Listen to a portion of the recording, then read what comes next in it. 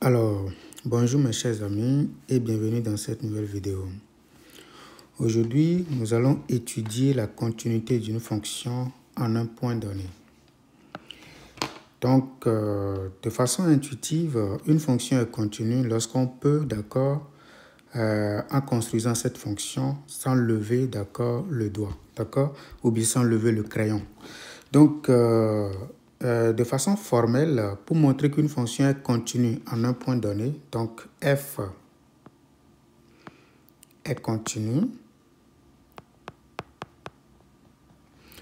en un point x égale à a, si, d'accord, premièrement, f est défini en a, c'est-à-dire que a appartient au domaine de définition de la fonction. Autrement, si vous arrivez à calculer, par exemple, f de a, c'est bon, d'accord, si f de a existe. C'est la même chose lorsqu'on vous dit que le a appartient au domaine de définition de la fonction. La deuxième chose, c'est que la limite, lorsque ins tend vers a, de f de ins, est égale à f de a, c'est-à-dire ce que vous avez retrouvé ici. D'accord? Et donc, pour résumer, on peut dire que étudier la continuité d'une fonction en un point donné, c'est essentiellement calculer la limite, d'accord, lorsque ins tend vers ce point-là. Parce que nous voulons simplement comparer, d'accord, le résultat de la limite avec le f de a. Donc, si vous savez calculer correctement la limite d'une fonction, vous pouvez aussi, d'accord, étudier facilement la continuité de cette fonction-là, d'accord, au point x égale a. Donc, c'est exactement ce que nous allons faire, d'accord, avec cet exercice. Maintenant, en matière de limite, d'accord, lorsque vous ne pouvez pas calculer directement la limite lorsque ins tend vers a, il y a la limite à gauche et la limite à droite. Donc ici, nous pouvons dire simplement que la fonction est continue en un point A si la limite lorsque ins tend vers a à gauche est égale à la limite lorsque ins tend vers a à droite, d'accord, est égale à f de a tout simplement. Donc c'est la même chose parce que si les deux limites existent, d'accord, et sont égales, d'accord, nous avons cette égalité-là également. Donc, c'est ce que nous allons appliquer dans cette vidéo. Donc, avant de continuer, d'accord, comme vous savez que c'est une vidéo éducative, d'accord, je vous invite à aimer la vidéo. Ça permet à YouTube, d'accord, de proposer la vidéo à d'autres personnes, d'accord. Ça pourrait aider d'autres personnes que vous ne connaissez pas ou peut-être même des personnes que vous connaissez très bien. Ok, donc allons-y. La toute première fonction. Nous avons f de ins qui est égal à x racine carrée de 2 ins carré moins x si x est supérieur ou égal à 1. Deuxièmement, nous avons f de ins égal à 1 plus, entre parenthèses, ins moins 1 sinus de 1 sur ins moins 1 si ins est strictement supérieur et strictement inférieur à 1. Donc, nous voulons étudier la continuité. Donc, la première des choses, c'est de regarder si nous pouvons calculer. Nous voulons étudier la continuité en 1. Donc, la première des choses, c'est de regarder si nous pouvons calculer f de 1. Donc, pour calculer le f de 1, il faut regarder la partie où le ins peut prendre la valeur 1.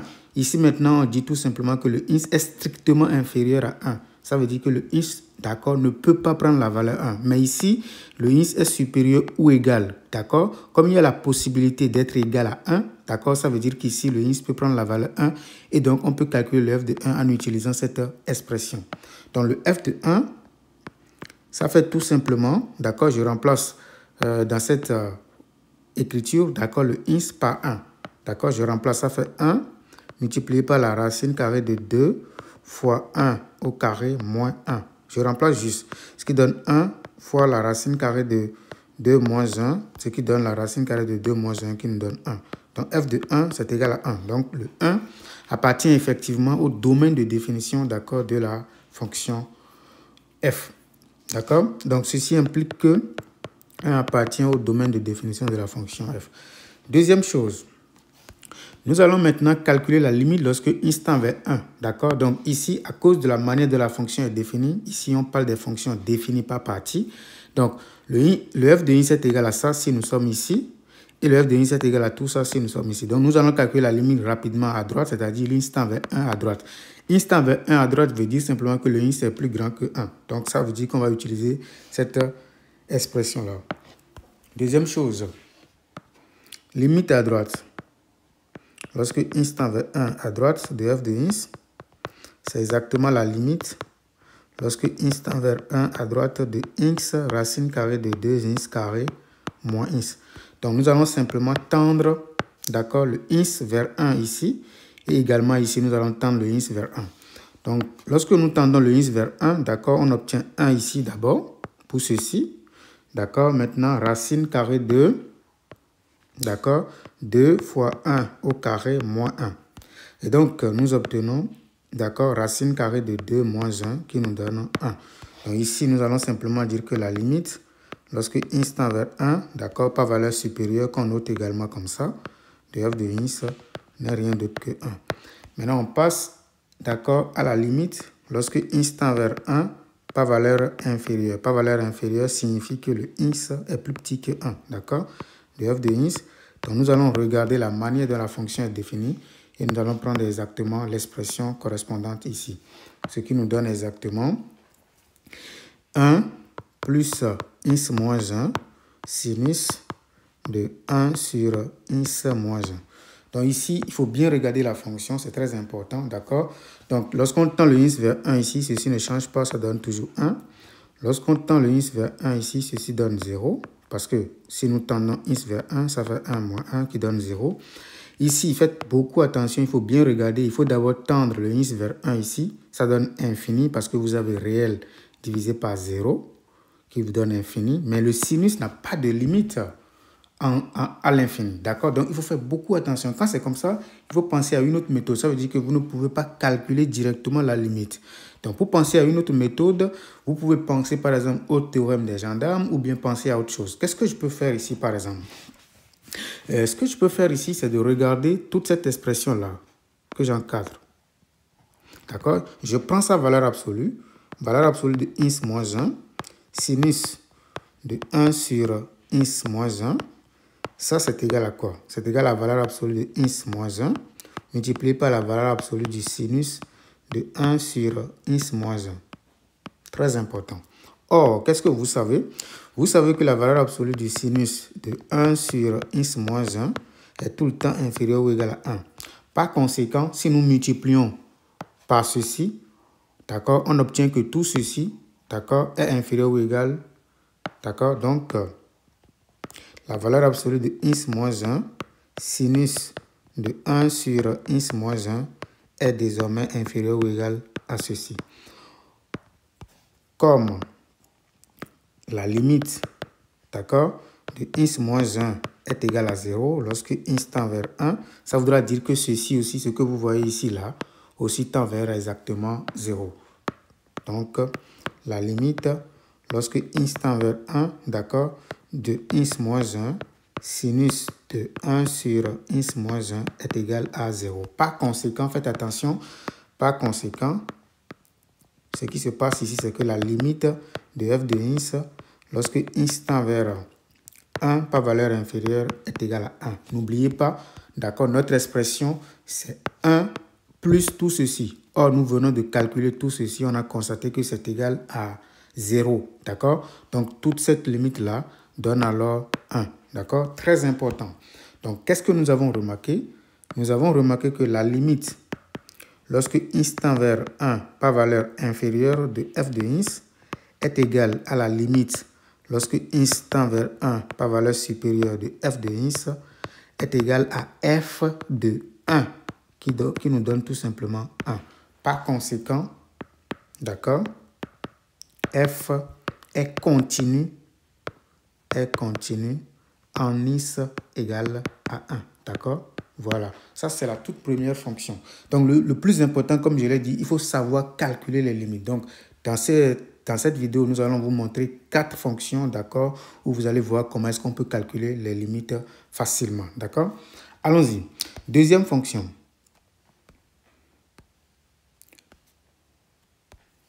Donc ici, nous avons g de ins, d'accord? Donc g de ins, c'est égal à racine carrée de ins carré moins x si x est inférieur ou égal à 0. Et nous avons g de ins égale au sinus de 2 ins divisé par x si x est strictement supérieur à 0. Donc, encore une fois, qu'est-ce que je vais faire? Je vais regarder d'abord si g de 0 existe, si on peut calculer g de 0. D'accord? Donc, n'oubliez pas ce qui est demandé. On demande de regarder la continuité en 0. OK. Donc, premier point, g de 0.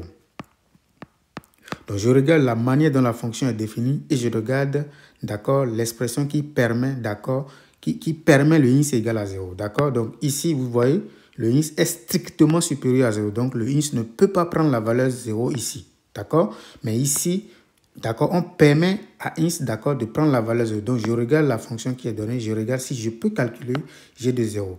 Pour calculer g de 0, je remplace simplement le ins par 0. Donc, ça me donne 0 au carré moins 0, ce qui me donne 0 tout simplement. Donc, ceci nous permet de dire que 0 appartient naturellement au domaine de définition de la fonction g. Deuxième étape. La deuxième étape, qu'est-ce que je vais faire? Je vais calculer la limite, d'accord, à gauche, quand ins tend vers 0 par valeur inférieure de g de ins. Donc, à gauche, comme je l'ai dit tantôt, c'est lorsque le ins tend vers 0, mais en étant plus petit que 0. Donc, ça me donne quoi? Ça me donne la limite lorsque ins tend vers 0 par valeur inférieure, d'accord, de la fonction que vous voyez ici. D'accord, ce qui donne la racine carrée de ins carré moins, d'accord, x. D'accord, je calcule. Donc, lorsque je tends le ins vers 0, d'accord, tout ceci tend vers 0, donc la racine carrée aussi tend vers 0. Donc, ça me donne exactement 0 tout simplement. D'accord? Donc, ça fait 1. Maintenant, la deuxième limite, c'est la limite à droite. C'est la limite lorsque ins tend vers 0 de g de ins. Excusez-moi. Donc, c'est ça. Voilà, g de ins. Donc, ça fait la limite lorsque ins tend vers 0 par valeur supérieure. Donc, je regarde la fonction correspondante, c'est ceci. Donc, ça fait sinus de 2 ins divisé par x. D'accord? Donc, je me concentre correctement pour voir ce qui se passe. Donc, ici, on calcule la limite de la fonction au numérateur, ça fait 0. La limite de la fonction dénominateur, ça fait également 0. Donc, on obtient l'indétermination de type 0 sur 0. Comme c'est une indétermination de type 0 sur 0, d'accord, ce qu'il faut faire, c'est de penser aux limites remarquables de la fonction sinus. Qu'est-ce que nous savons?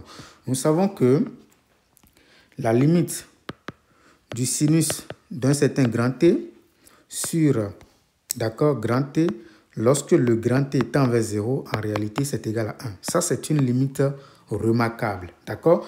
Mais ici, qu'est-ce que nous avons ici? Nous avons plutôt sinus de 2 ins, d'accord? Donc, pour appliquer cette limite remarquable-là, il faut avoir la même donnée dans le sinus et la même donnée au dénominateur. Mais nous avons 2 ins ici, donc c'est à nous de créer les 2 ins au dénominateur. Donc, nous avons déjà ins. Il suffit que je multiplie par 2 ici. Mais si je multiplie seulement par 2, ça veut dire que j'ai modifié l'expression de la fonction qu'on m'a donnée. Donc, je vais encore multiplier le numérateur par 2, d'accord, pour dire tout simplement que je n'ai pas changé la fonction qu'on m'a donnée au tout début. Donc, ce qui me donne la limite, lorsque ins tend vers 0 par valeur supérieure, de 2 sinus de 2 ins sur 2 ins. Donc, n'oubliez pas, on l'a fait juste pour obtenir la même donnée dans le sinus et la même donnée au dénominateur. Mais ceci que vous voyez là tend vers 1. C'est exactement ce que dit cette limite-là. D'accord? La limite dit que si vous avez quelque chose, le sinus de quelque chose sur la même chose et que cette chose-là tend vers 0, vous dites que le résultat, ça fait 1. D'accord? Comme ça me donne 1. D'accord? Dorénavant, je vais simplement dire que j'obtiens exactement, d'accord, 2 multiplié par 1. Donc, comme j'obtiens 2 multiplié par 1, et donc j'obtiens alors 2 tout simplement. D'accord? Donc, il faut vous concentrer au maximum, d'accord, pour comprendre, d'accord, ce qui se passe. Donc, comme ça me donne 2, d'accord, je constate ici que la limite, quand ins tend vers 0 par valeur inférieure de g de ins n'est pas du tout égale. Parce que tout à l'heure, qu'est-ce que nous avons trouvé? Nous avons constaté que la limite à gauche, c'est plutôt 0. Donc, très important ce que je suis en train de faire, il faut vous concentrer au maximum. D'accord? Je constate que cette limite-là, c'est égal à 0, mais l'autre, c'est égal à 2. Parce que 0 est différent de 2. Par conséquent, d'accord, ce que vous voyez là, d'accord, n'est pas continue. La fonction g n'est pas continue en 0. Donc, g n'est pas du tout continue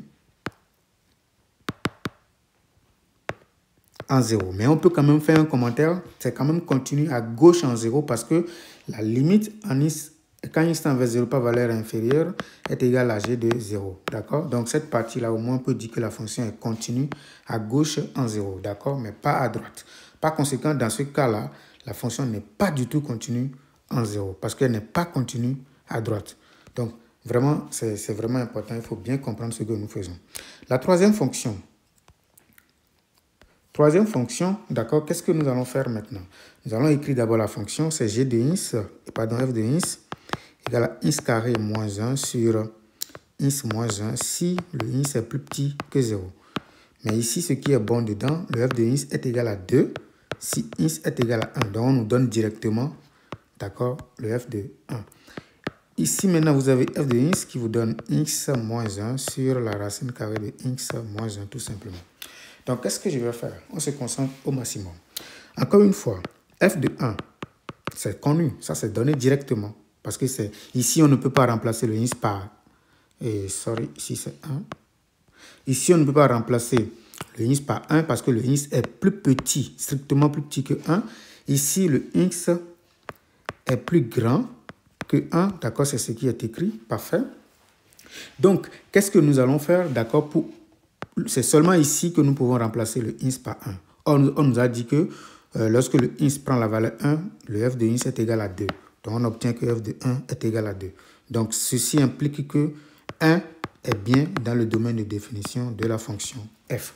Donc, on calcule maintenant la limite lorsque ins tend vers 1 par valeur inférieure de f de ins. Et ça nous donne la limite lorsque ins tend vers 1 par valeur inférieure. Donc, par valeur inférieure, c'est ça. Donc, de ins carré moins 1 sur ins moins 1. D'accord? Je calcule la limite aisément. Ici, lorsque je tends le ins vers 1, j'obtiens 0. Il faut remplacer juste. Ici, je tends le ins vers 1, ça me donne également 0. Donc, j'obtiens l'indétermination de type 0 sur 0. Donc, pour lever cette indétermination, ce n'est pas du tout difficile. C'est une fonction rationnelle. Il suffit de factoriser le numérateur. Donc, le numérateur, c'est ins carré moins 1 au carré. D'accord? Sur ins moins 1.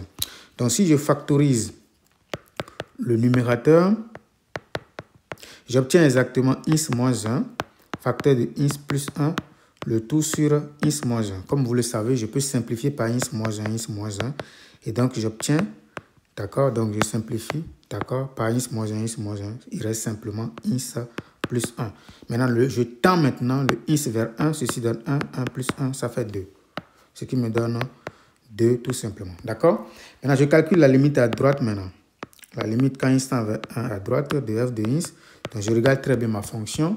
Ins tend vers 1 à droite, c'est ici. D'accord? Ça fait ins moins 1. Ça fait la limite lorsque ins tend vers 1 à droite de ins moins 1 sur la racine carrée de ins moins 1 tout simplement. Donc, je calcule encore une fois. Je tends le ins vers 1 ici, ça me donne 0. Parce que ça fait 1 moins 1 qui donne 0. Je tends le ins vers 1 également ici, ça fait 0. Donc, on obtient une indétermination de type 0 sur 0. Qu'est-ce que je vais faire ici? Je vais simplement faire l'expression conjuguée. Donc, j'obtiens ça. L'expression conjuguée, il s'agit principalement de multiplier le numérateur et le dénominateur par l'expression conjuguée du dénominateur. L'expression conjuguée, c'est la racine carrée de ins plus 1. On fait la même chose au dénominateur, ce qui donne la racine carrée de ins plus 1. Et donc, excusez-moi, ici, je dois écrire la limite. Égale la limite lorsque ins tend vers 1 par valeur supérieure. Ce qui donne limite lorsque ins tend vers 1 par valeur supérieure, d'accord, de ins moins 1. Il ne faut pas développer surtout. Il faut laisser tout simplement parce qu'on va simplifier. Et donc, ceci, j'obtiens une identité remarquable a moins b, facteur de a plus b. Ce qui me donne a carré, c'est-à-dire la racine carrée de ins au carré, moins 1 au carré. D'accord? Donc, on continue. Ça fait limite lorsque ins tend vers 1 à droite, d'accord, de ins moins 1. Ne développez pas surtout. Facteur de la racine carrée de ins plus 1 sur, ceci donne quoi? X. Ceci donne tout simplement 1. D'accord? Je peux maintenant simplifier comme je l'ai fait tantôt par ins moins 1, ins moins 1. Et donc, ça nous donne la limite lorsque ins tend vers 1 à droite de la racine carrée de ins plus 1. Maintenant, si on tend le ins vers 1, on obtient 1 plus 1, ce qui nous donne 2. Encore ici, on a constaté que la limite, lorsque ins tend vers 1 à gauche de f de ins, c'est la même chose que la limite lorsque ins tend vers 1 à droite de f de ins. Et ça donne exactement f de 1 qui n'est rien d'autre que 2. Par conséquent, f est continu en ins égale à 1. On continue. Là, je pense que c'est la dernière maintenant. Ok, donc ici, qu'est-ce que je vais faire? Le f de ins, d'accord, je n'ai pas besoin de copier encore, je vais simplement encadrer pour vous montrer. D'accord, donc on calcule f de 1. Comment on sait le faire? D'accord, on va regarder là où on nous permet de remplacer le ins par 1. Donc ça nous donne exactement 1 moins 1, racine carrée de 1 moins 1 au carré. Ce qui nous donne 0 fois 0 qui donne 0. D'accord? Ok, ça veut dire que 1 appartient au domaine de la fonction f. Deuxième chose, je calcule les limites. Lorsque ins tend vers 1 par valeur inférieure de f de ins, c'est quoi ici exactement? Donc ici, quand ins tend vers 1 par valeur inférieure, c'est ça qu'il faut choisir. Donc ça fait limite quand ins tend vers 1 par valeur inférieure de 1 moins x racine carrée de 1 moins ins carré. Donc lorsque je tends le ins vers 1 ici, ça fait 0. Je tends le ins vers 1 ici, ça fait également 0. Le résultat donne 0. Maintenant, la limite à droite, d'accord, de f de ins, ça me donne la limite lorsque ins tend vers 1 à droite de ins carré moins 2 ins plus 1 sur x. Donc, je tends le ins vers 1 ici, ça me donne 1 au carré. Je tends le ins vers 1 ici, ça me donne moins 2. Je tends le ins vers 1 ici, ça fait 1 sur 1. Ce qui me donne 1 moins 2 plus 1, qui me donne exactement 0. Donc, on remarque ici que la limite, lorsque ins tend vers 1 à gauche de f de ins, c'est encore égal à la limite lorsque ins tend vers 1 à droite de f de ins. Ça, c'est égal à f de 1 et c'est égal à 0. Par conséquent, le f est continu, d'accord, en ins égale à 1. Voilà ce qu'il faut faire. D'accord? Donc, n'hésitez pas à commenter, à nous dire ce que vous pensez en commentaire, d'accord? Ou bien nous proposer d'autres sujets, d'accord, si ça vous intéresse. N'hésitez pas à surtout aimer la vidéo pour que YouTube puisse la proposer à d'autres personnes.